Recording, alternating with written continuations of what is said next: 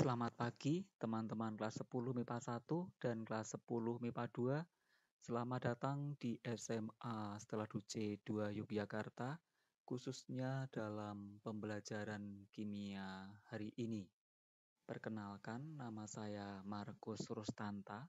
Saya biasa dipanggil dengan Pak Markus atau Pak Encus. Alamat email saya encusrus@yahoo.co.id. Saya tinggal di Yogyakarta, memiliki hobi touring and climbing. Nomor WA 085643311227.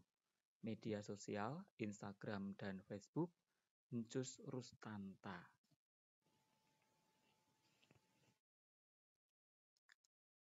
Materi kimia yang akan kita pelajari dalam 1 tahun terbagi dalam 2 semester. Semester 1 pengenalan kimia, struktur atom dan SPU, ikatan kimia. Semester 2 larutan elektrolit dan non-elektrolit, reaksi redoks, rumus kimia dan persamaan reaksi, serta konsep mol. KKM dalam kimia 75.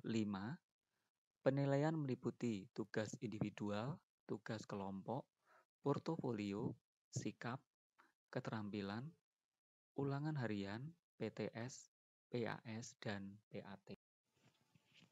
Kita masuk pada bab 1, pengenalan kimia. Kira-kira apa yang terbersit di kepala kalian ketika mendengar kata kimia? Ya, barangkali ada yang teringat dengan guru kimia ketika di SMP. Atau mungkin ketika mendengar kata kimia, di kepala langsung muncul, wah, kimia itu menakutkan. Kimia itu rumit, kimia itu bikin pusing karena banyak hitungan dan banyak hafalan, banyak simbol-simbol. Barangkali ada juga yang ketika mendengar kata kimia langsung muncul, wah, kimia itu pasti berhubungan dengan bom. Atau mungkin berhubungan dengan obat-obatan. Ya, sekarang coba kalian tengok di kiri atau di kanan kalian, bahan-bahan kimia apa saja yang ada di situ. Ya, di sini saya memberi contoh bahan-bahan kimia yang ada di sekitar kita, yang pada umumnya kita temui, misalnya gula, garam, air, alkohol, besi, dan masih banyak lagi. Kalian pasti bisa menyebutkan bahan-bahan kimia yang ada di sekitar kalian selain yang saya tulis di sini. Kimia itu merupakan salah satu cabang dari ilmu pengetahuan alam. Bagaimana belajar kimia di Stero? Nah, ini adalah salah satu contoh video yang bisa kalian lihat di YouTube. Bagaimana teman-teman atau kakak-kakak kalian ketika waktu itu di kelas 10 belajar dan mengenal kimia. Jadi mereka menghafalkan materi kimia melalui sebuah musik dan lagu. Kalian bisa melihatnya di YouTube. Ilmu kimia itu sangat menarik dan unik. Nah, contohnya, natrium itu merupakan logam yang eksplosif. Artinya, jika terkena air, maka dapat menimbulkan api dan ledakan. Gas klor itu merupakan gas yang beracun. Nah, jika keduanya bersenyawa atau bertemu, ternyata menghasilkan garam dapur. Jadi garam dapur ini terbentuk dari logam natrium yang bersifat eksplosif atau mudah meledak jika terkena air yang bercampur dengan gas klor yang sifatnya beracun atau berbahaya. Namun ternyata menjadi sesuatu yang sangat bermanfaat di dalam kehidupan sehari-hari, yaitu garam dapur. Nah, ini biasanya kalian melakukannya ketika kalian capek, habis olahraga atau habis main, atau pulang sekolah. Biasanya kalian menambahkan garam pada air yang ada di bak mandi. Nah, ini akan membuat badan menjadi lebih segar. Pada gambar yang berikutnya, jika adik kalian sakit, atau bahkan mungkin kalian waktu sakit, demam atau panas, biasanya oleh ibu itu dikompres dengan menggunakan air. Nah, mengompres dengan menggunakan alkohol itu akan lebih cepat untuk menurunkan panas.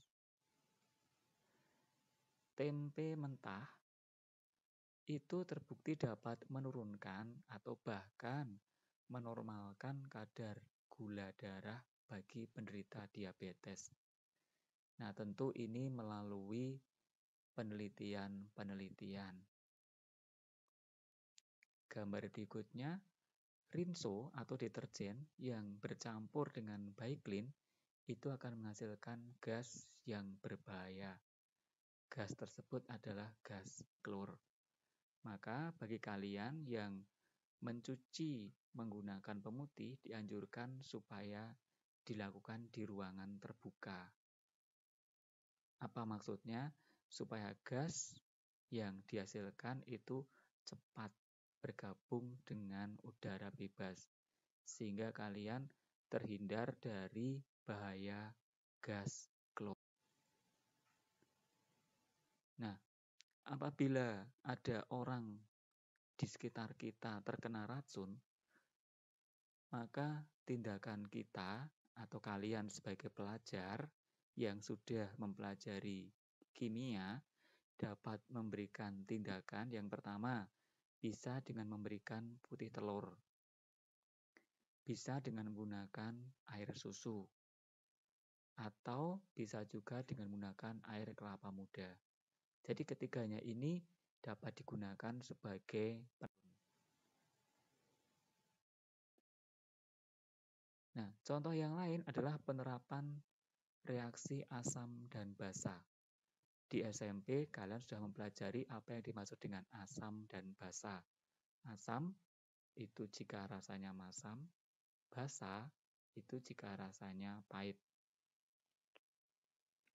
Atau ketika diuji dengan menggunakan lakmus atau kertas lakmus, asam itu dengan lakmus merah tetap merah, lakmus biru berubah menjadi merah. Sedangkan basa dengan menggunakan kertas lakmus merah akan berubah menjadi biru, kertas lakmus biru tetap berwarna biru.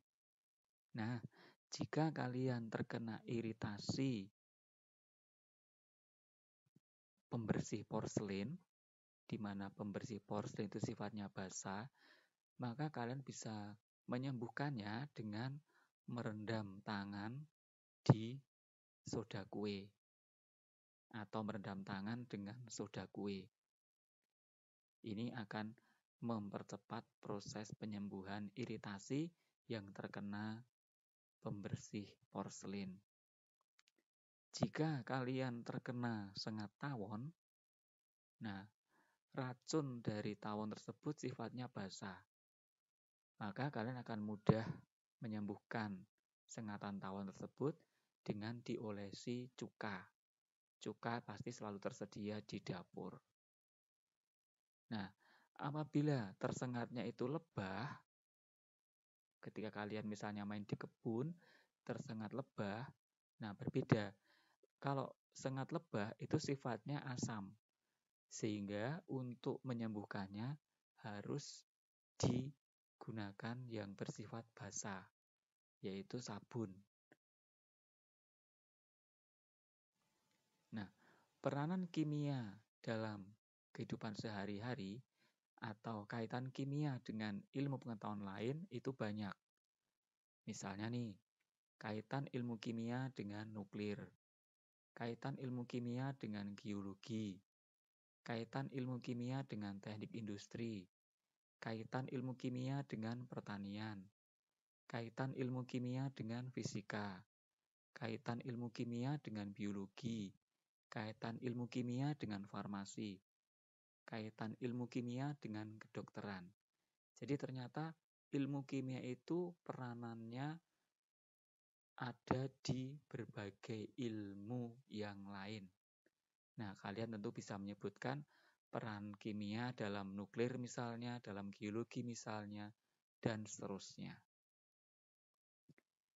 Oke, teman-teman, saya kira pembelajaran kimia hari ini sampai di sini. Sekian, terima kasih, tetap semangat, dan jangan lupa bahagia.